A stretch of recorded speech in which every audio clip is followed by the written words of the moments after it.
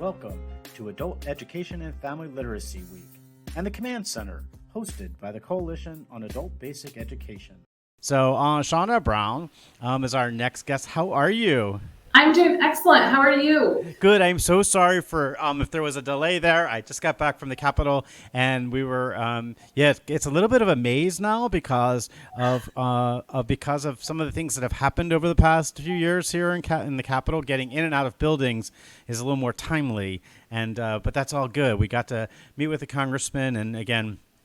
He's from Kentucky, Congressman Yarmouth, and he was just a gentleman. And we talked bourbon, and we talked education, and we talked retirement, and we talked about all the good things that lead after you put in a dedicated life as a public servant. So really excited to be here. And with you, Shauna, Shauna Brown, the Project Read is what she's going to be talking about. But tell us a little bit about you, and how did you get started in the adult education space?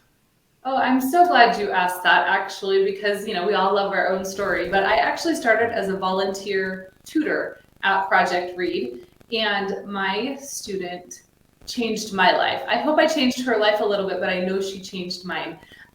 She was a young mother. She had two young girls, aged 4 and 7, and I got involved thinking I'm going to help her learn, help her with some literacy skills that she can use to help her daughters, or that she can use to get a better job to help provide for her family or things. And she walked into a tutoring session one day with a medicine bottle, and she didn't know how to dose it for her 4-year-old. And that was such an epiphany for me, that literacy is so all encompassing, and things that I just take for granted, like being able to look at a medicine bottle and know how much to give to myself or to a child, is just, I don't even think about it. And that moment for me changed my life, and I realized it was a cause that I wanted to dedicate my life to.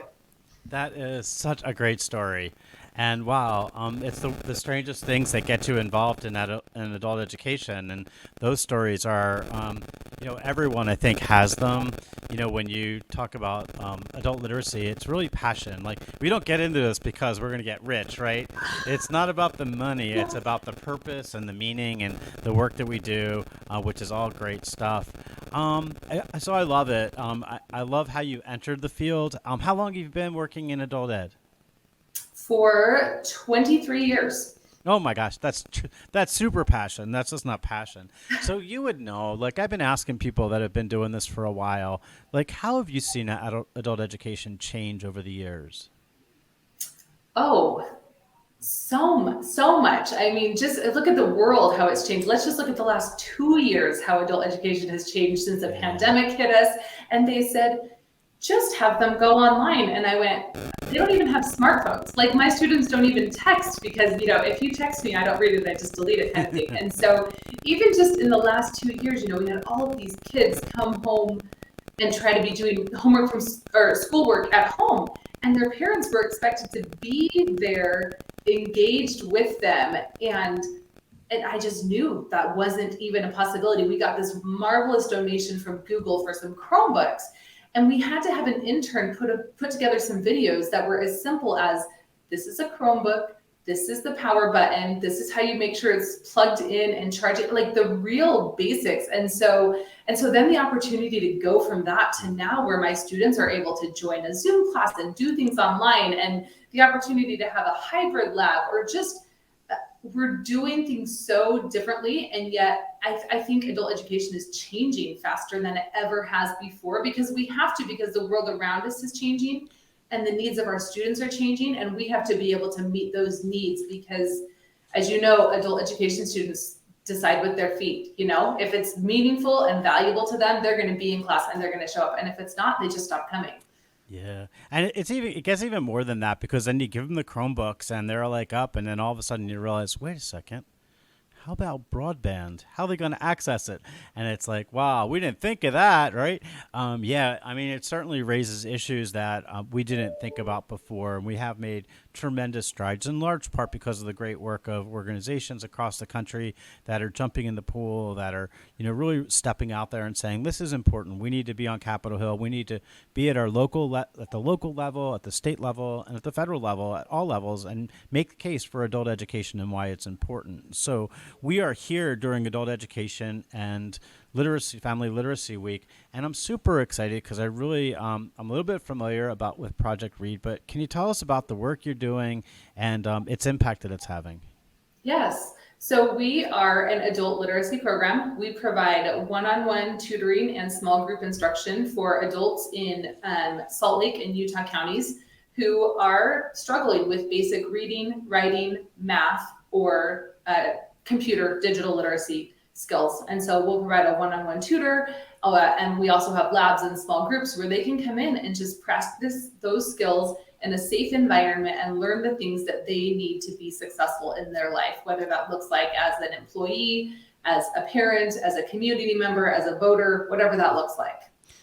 Well, let's be super honest about this, is that, when we talk about adult learners in the classroom, they often come from places where they probably didn't have the best experience growing up, or they left school early, or it just, for many reasons, they didn't complete or get their high school equivalency, or even get in that certification program that they maybe wanted. And what's interesting about that is that sometimes that one-on-one tutoring that is sometimes the golden ticket, right? That's the thing that can open the door and say, wow, I get it now, because you're providing one-on-one basic support and you're meeting them where they are. That's exactly right. I think you said it, you hit the nail on the head. It is the golden ticket, because in a one-on-one environment, they can't hide in the back of the class. They can't be kind of the wallflower or the class clown that deflects attention from the fact that they're struggling with it, and we can tailor the instruction to exactly what their individual needs are. Because as adults, the things that I need to read and write might look different from what my husband needs to read and write, might look different from what my adult son or daughter needs to read and write, to my neighbor. That might look different. And so if you're in a job and you need help filling out forms for your job, oh my goodness, please bring that in and let's work exactly on that. If your doctor said you need to be able to get on this health platform on your computer or tablet or phone to access your health information, please bring that to class. That's what we want to help you with. So one-on-one instruction, I think, is a life changer for adult students. It is more than a life changer. It can't be emphasized enough how important and impactful it is. And yet, to be honest with you, Shauna, across the country, you're in the minority. There are just not enough tutoring programs out there, and everybody. So I'm probably of the minority, I guess. I believe that there were lessons learned from COVID. So Brene Brown, I'm a Brene Brown fan, but Brene Brown took a pause over the summer, and she said, let's just stop and let's just take a breath and let's learn from some of the lessons that we had over the last 2 years, right? And, I think that's what we need to do in education, is kind of take a breath and think back of all the lessons we learned over the course of the last 2 years, and look at really what's worked and what hasn't, but also how we've changed. We've this blended learning environment where you get people smarter by using computers and supplement it with that tutoring and the one-on-one and the classroom space, and getting them moving forward with their high school equivalency. Those are lessons that are forever will have changed adult literacy in our country, because especially with things like the Digital Equity Act that are now coming into play, we'll see more and more people using computers. Does your program do much on the digital literacy front?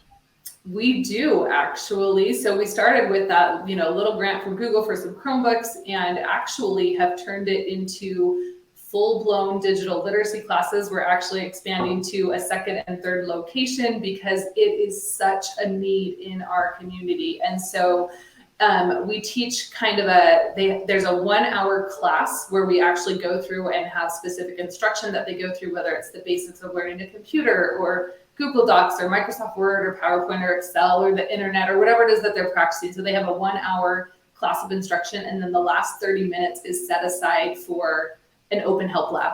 Bring in your questions, bring in your computer, your tablet, your phone. Let us help you so that you can be successful. I love it. That's awesome. So here's the challenge. If you want to really show the importance of digital literacy and what it is from a student perspective, come into your office one day and turn all of your computers to a foreign language, like something that no one would ever know, like, whatever it might be, and then let your office staff try to navigate without being able to understand the language. And truthfully, that's what adult learners that's what happens when they get on a computer. Like, it's all foreign to them. Like, what do I click? What does this mean? What does mute mean? I don't understand. What's a share button? How do you do? What are the settings? Like, but put it in a foreign language and give them some perspective of how difficult it could be for somebody that has never seen or touched or used a computer before to really engage. And I think it's an amazing program, and kudos to you guys for really jumping on it and getting the word out there.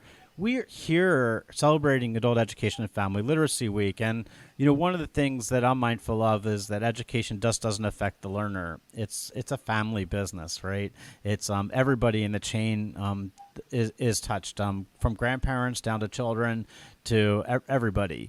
I'm curious, like, how does your program, how does Project Read touch the family, and what's the impact on the family from your perspective? Well, I'm going to go back to my story, actually, of my very first student. So fast forward 23 years. Wow. Both of her daughters are university graduates. Her oldest daughter is now married, and she just had her third little girl, her third little grandbaby for my student. And I know that those three little girls are going to know how to read and recognize the value of education because their grandma thought it was important.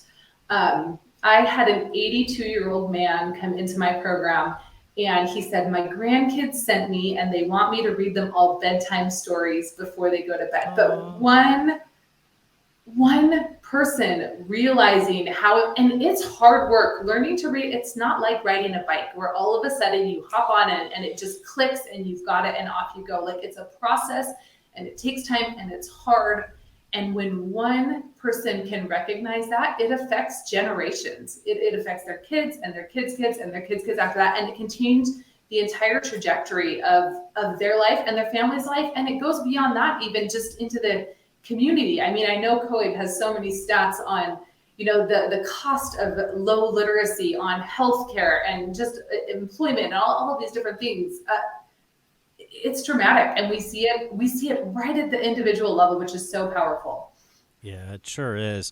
And it does, it's the other thing that I'm really mindful of, and I'm curious about how you guys deal with it, is that our instructors and our tutors are often faced with the reality that it's not just about the education piece, that, the biggest challenge for adult learners is often life. It's all those other things, whether it's addiction, whether it's housing, whether it's food, whether it's diapers. It could be anything. And those are the challenges that our learners face in addition to going to school and trying to navigate those challenges. And I'm wondering, from your perspective, like the family piece of it and the impact, what do you see happening, and how do your tutors and how do your staff deal with that?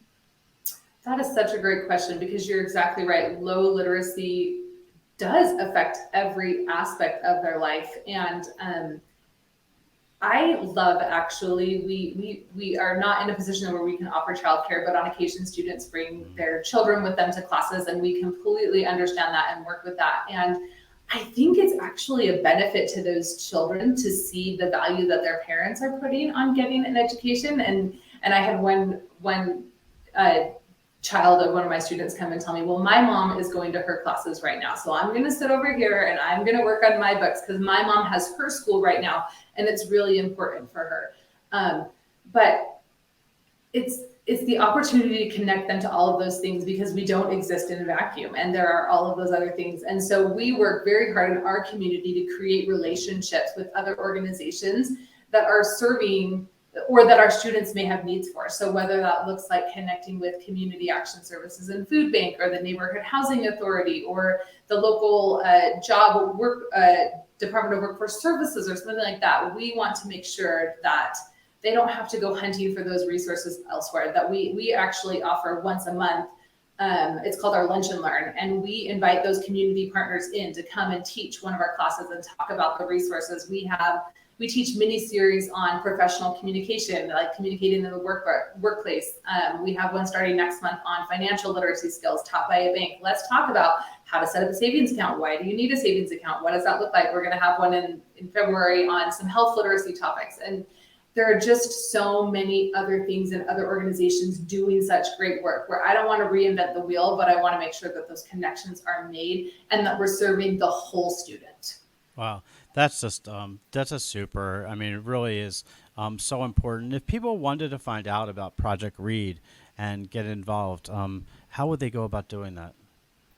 Well, we are online, so we're at www.projectreadutah.org, or they can call us. We're at 801-448-READ-7323, or stop by. We're in the Provo City Library.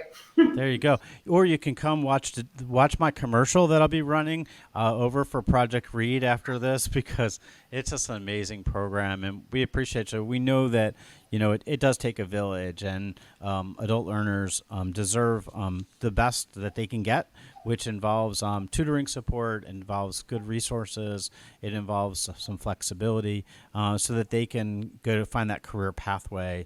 I'm going to give you, and I've been doing this with some guests along the way today, but I'm going to give you my magic wand, and you now have it. I've just handed it to you. Here you go, it's on the screen. So you have my magic wand, but if you could wave your magic wand and change anything to make it better when it comes to adult education, what would that be? Ooh. Well, one of the things we have focused on at Project Read over this Adult Education and Family Literacy Week has really been just that awareness piece, that we have people all around us who are our neighbors, who we work with, who are our coworkers. They are here and they are among us, and they are wonderful, incredible people. And maybe they just don't know how to read or write or do math or use a computer. And that does not make them less than. They are wonderful, and they're here. I think there's this lack of awareness that they even exist at all. But then once they do, they think that they must have some sort of problem. No, they just can't read. We all have something that we're struggling with, and some of it's just not as visible. And so I think it would just be that empathy piece, that we can make a difference in someone's life, and the life that gets changed might be your own. That is just remarkable and really well said. So give it to us again. We want to reach Project Read. How are we going to reach you? www.projectreadutah.org or 801-448-7323. I love it. So is there any ambition of taking Project Read across the country? There are great literacy programs doing great work. Our vision does say that we will be a model program for literacy across the country. So I hope that if people have questions, that they will reach out and ask us, or if they've heard about a program or a service they're offering and want to know more about how we're doing it, we would love to share that knowledge. I'm not going to be number one on that list because I'll be reaching out. I want to get some more information. Shauna, it's been a pleasure. Thank you so much for celebrating Adult Education and Family Literacy Week. Thanks for sharing your story and honestly, all the work you guys do. The one reality for many of us that work in adult education and workforce development is we don't really see the results, the true results of the work that we do. We know that they may get a high school equivalency or they may pass a test or an exam, but the truth is that they're getting jobs and careers, and they're coming out of some of the holes that they faced and challenges. So a big shout out to the entire field, instructors in particular, and teachers that are doing this great work, because without you, it couldn't be done. And yeah, thank you, Shauna, for sharing today. We look forward to catching up with you.